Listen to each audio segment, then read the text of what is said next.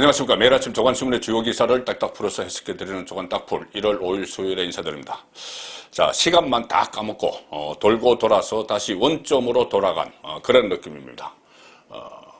김종인 총괄선대위원장, 윤석열 캠프 총괄선대위원장을 맡아왔는데 김종인 위원장이 아웃됐습니다.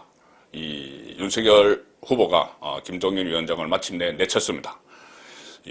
처음에 윤석열 후보가 검찰총장을 할 때부터 자기 대선 주자로 떠오르기 시작하니 뭐 별의 순간이 보일 것이다 이렇게 하면서 일종의 본인이 소나기에 넣으려고 했었죠. 그래서 나를 한번 찾아오면 내가 이렇게 사람을 쭉 댐댐이로 보고 대통령감이라면 밀어줄 수 있다. 딱 그때부터 윤석열을 소나기에 넣으려고 했습니다. 그래서 밀고 당기기로 계속 하다가 결국은 이준석 그때 울산에서 윤석열과 회동을 하면서 이준석이 설거머니 합류하는 그 텀을 타서 전화를 해서 나도 합류할 수 있어 해서 총괄선대위원장을 맡았죠. 그리고 한 달 동안 제 역할을 제대로 못했습니다. 총괄선대위원장 본인이 뭐 정권을 가지고 하겠다 총괄이라는 이름까지 붙여줬는데 잘 했으면은 윤석열 후보 지지율이 이렇게 떨어지지 않았겠죠.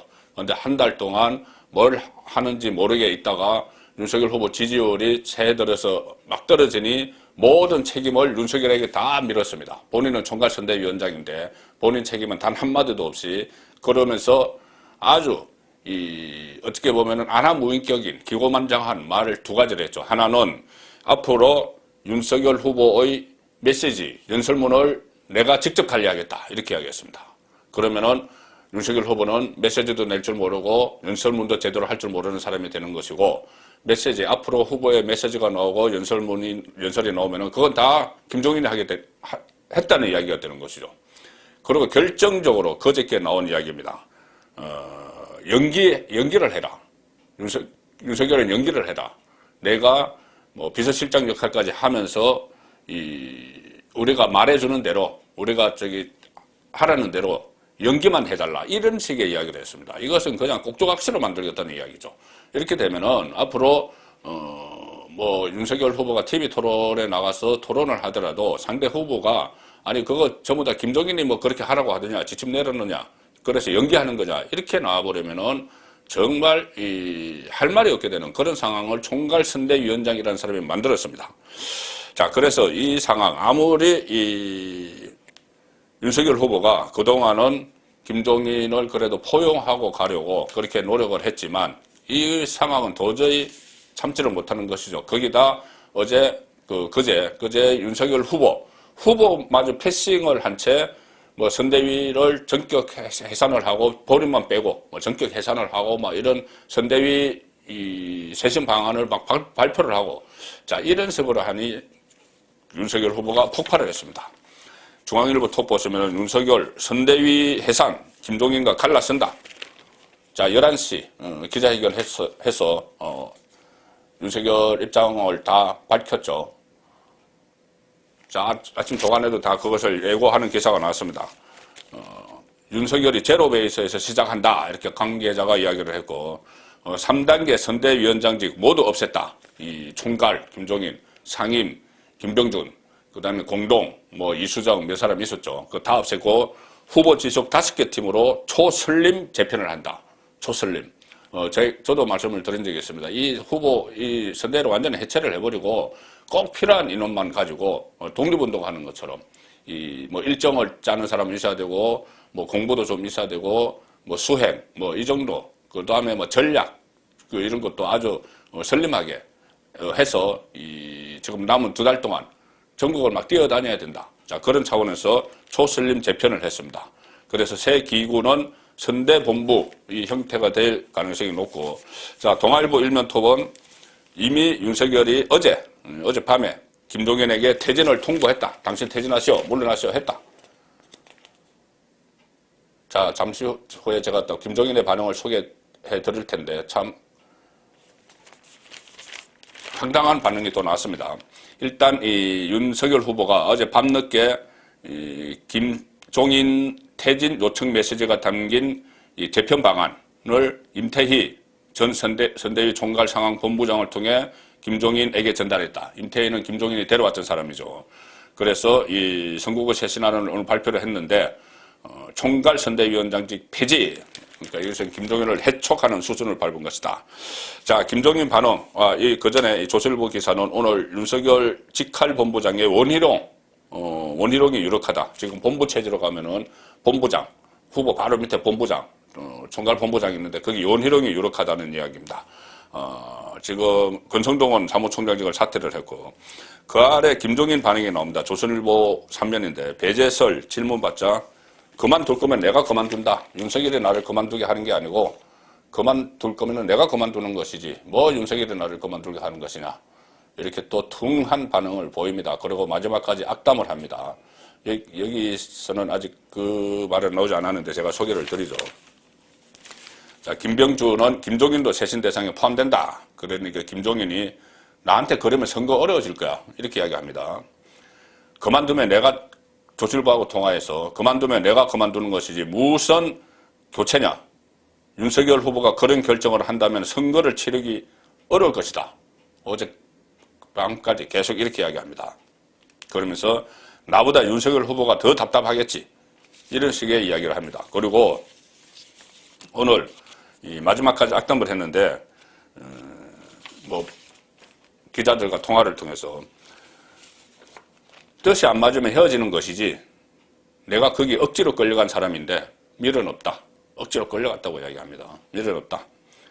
그리고 어제 금태섭, 김건식, 정태건 이 측근들이죠. 이 사람들과 저녁 식사를 했는데 이런 이야기를 했다고 합니다.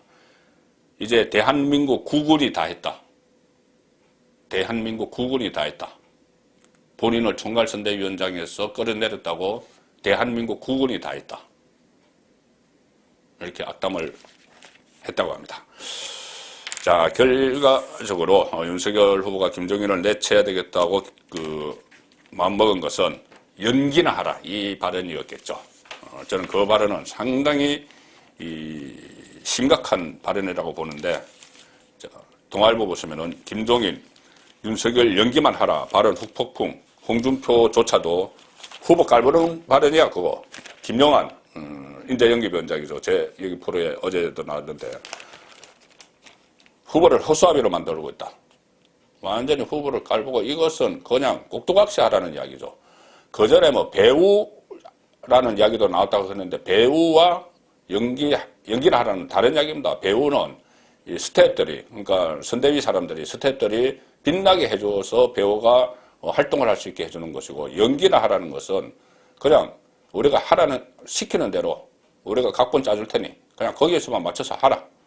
그러니까 꼭두각시 노름 비슷한 것을 이야기하는 것이죠. 총괄선대위원장이 공개적으로 이런 이야기를 하고 나면은 후보가 뭘 할 수가 있겠습니까? 자, 국민의힘 내부 김종인의 부글부글 총괄선대위원장이 후보를 비하해서야 되겠느냐? 윤석열도 상당한 불쾌감을 표시를 했고 경로를 했다 이런 이야기가 나옵니다. 여당에서는 잘 이용을 하겠죠. 이 말을. 윤석열이 꼭두각시인 것을 사실상 인정한 셈이다. 이렇게 벌써 나옵니다. 김종인 상황론 또 다시 그 프레임을 또 설치를 했죠. 상당히 심각한 발언이었습니다. 그래서 이 윤석열을 이렇게 직접 통제를 하려고 했던 거죠. 김종인이. 그런데 대래 손발이 묵혔다. 김종인 통제하려다가 대래 이거는 아침 조간 상황까지도 손발이 묵힌 정도가 아니라 퇴출을 당했죠. 아웃됐습니다. 윤석열을 완전히 통제를 하려다가 자 의원총회가 있었는데 어제 거기서 국회의원들도 상당히 화가 났습니다. 이 발언을 듣고 연기나 하라는 발언을 듣고 망언이라는 생각이 들었다. 이렇게 이야기하는 의원도 있고 후보보다 자신이 더 돋보이려는 것이다. 자 이렇게 이야기했고 왜 그러면 김종인은 이런 이야기를 했느냐. 좋게 보면은 극약 처방. 근데 이게 극약 처방이 되나요? 이런 식으로 이야기를 하는 것이 정말 극약이죠. 처방이 아니고 극약을 그냥 던진 겁니다. 또 이런 분석이 있습니다. 김종인 위원장 특유의 몽리가 반복됐다. 저는 이렇게 봅니다. 특유의 몽리가 반복됐다. 김종인 2012년 새누리당 총선과 대선을 치를 때 경제민주화 대한 의견차를 이유로 비대위원, 국민행복추진위원장 사퇴 이런 벼락끝 전술을 3차례나 쓰면서 당무 거부를 했다. 제가 소개해드린 적이 있습니다. 그리고 2016년 총선 때는 민주당 비대위 대표를 맡았을 때 비례대표 후보 선정 갈등, 본인이 셀프 비례대표 그 갈등이 있어서 사퇴 또 카드를 썼는데 민주당 당시 대표였던 전직 대표였던 문재인 대통령이 서울 구기동 자택으로 찾아가 만료한 뒤에야 당무에 또 복귀했다. 자, 이 2012년 새누리당 대선 치를 때 박근혜 후보와 충돌을 했습니다. 박근혜 후보 측근들과 충돌을 했죠. 그래서 그때도 박근혜 후보는 그 시점이 언제냐면은 그때도 대선 2달 전입니다. 2012년 12월 19일에 대선이 있었죠. 그런데 2012년 10월 9일 2달 남짓 전에 딱 지금 시점에 그때 또 김종인이 목리를 부렸습니다. 제가 그때 기사를 하나 복사를 했는데 김종인, 이항구 끝없는 강대강 충돌을 했는데 박근혜가 또 김종인 찾아가서 김종인 안대위와 해동원에서 어찌어찌 봉합을 했습니다. 봉합을 했는데 그 다음에 또 계속 김종인은 갈등을 일으켰죠. 그래서 결국은 지금 시점이라도 윤석열이 김종인을 손질한 것은 그나마 다행이다. 그렇게 생각이 드는데 앞으로 이제 어떻게 할지가 문제겠죠. 자, 서울신문 보시면은 김종인 빼고 윤석열이 직접 그립을 지었다. 장악을 할 수 있는 힘을 가졌다는 거죠. 자, 그래서 혼돈의 윤석열, 선대위 향방은, 그래서 앞으로 지금 그러면 선대위가 어떻게 할 것이냐. 지금 선대위는 콤팩트하게 굴어서 가는데, 자, 이것이 윤석열의 대권 가도에 어떤 영향을 미칠 것이냐. 여러 가지 지금 분석들이 나오기 시작했습니다. 분석들이 나오기 시작하고 승부수를 던지면서 앞으로 국민의힘 대선 레이스와 정권 교체 책임은 오롯이 윤석열 후보가 홀로 지는 모양새가 됐죠. 윤석열이 직접 그립을 잡고 다시 출발하게 됐다. 그리고 선대위 지도부 총사퇴하기로 한 만큼 기능을 재조정해서 구성을 하는데, 자, 어떻게 김종인 없는 선대위 어떻게 끌고 갈 것이냐. 자, 선대위를 끌고 가는 것이 문제가 아니죠. 윤석열 개인이 문제입니다. 매일경제는 야당 선대위 최대 과제는 윤석열 리더십. 그렇죠. 윤석열 리더십이 자, 앞으로 어떻게 발휘가 될지, 그리고 국민들에게 어떤 모습으로 다가갈지. 지금 선대위가 어떻게 꾸려지고 이건 별 의미가 없습니다.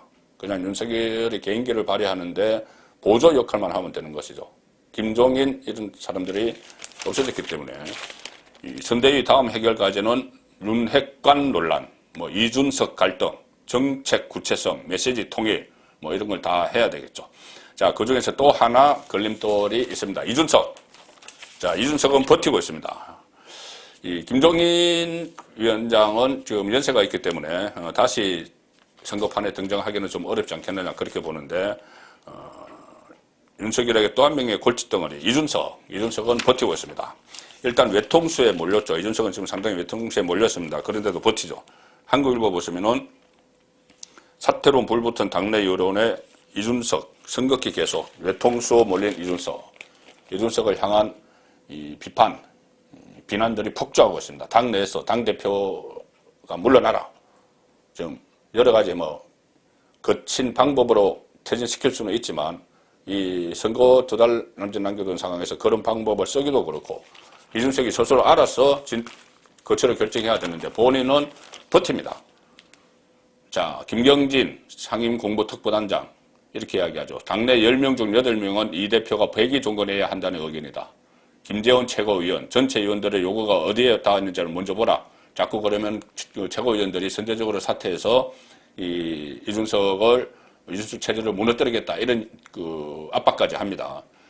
당 분란을 조장하고 해당 행위를 했다. 비공개 의원총회에서 의원 공개 발언을 22명이 했는데 그중에서 12명 정도가 이준석 사퇴하라 이렇게 이야기를 했고 막 박수가 터지고 그렇게 했다고 합니다. 그리고 또 취재진한테 안철수 국민의당 후보를 최고위원에 임명할 수도 있다 이렇게 농담을 했죠. 거기에 대해서 또 개강을 하는 그런 분위기 국회의원들이. 자, 이 분위기인데 가장 제가 볼 때는 이런 문제들도 상당히 심각합니다.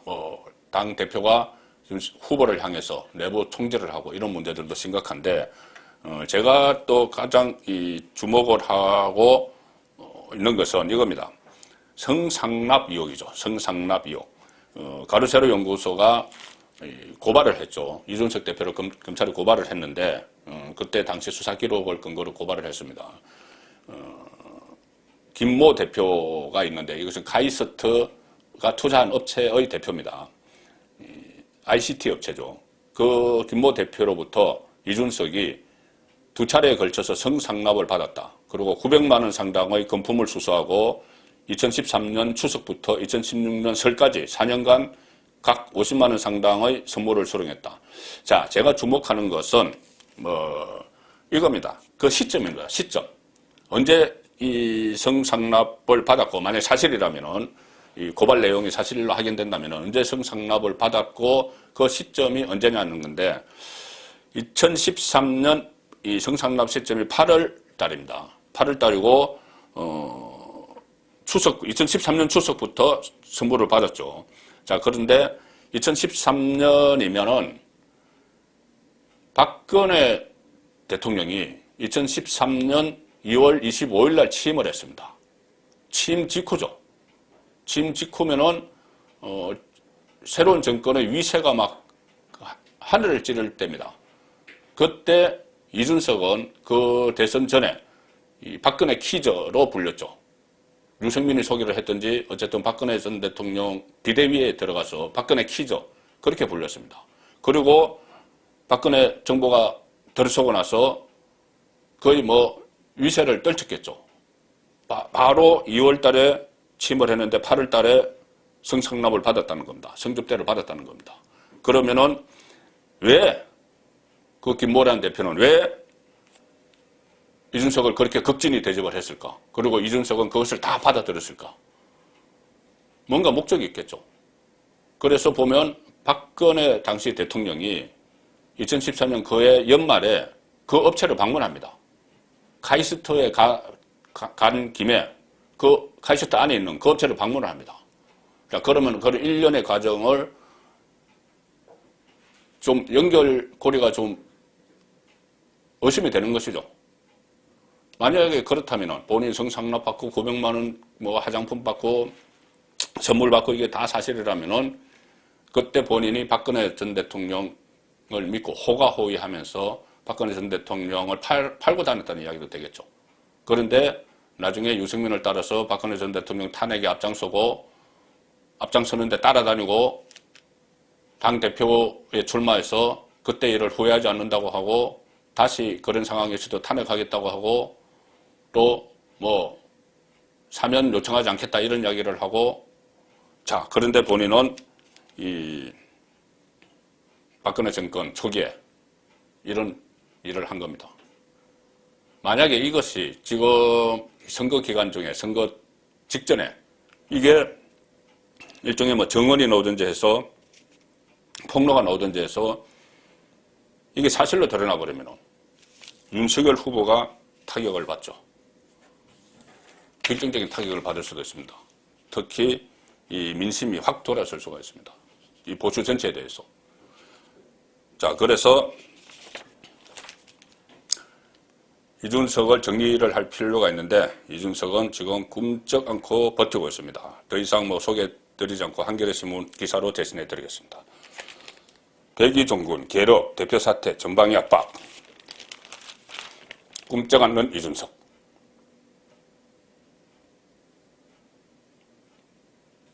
조간 딱 부렸습니다.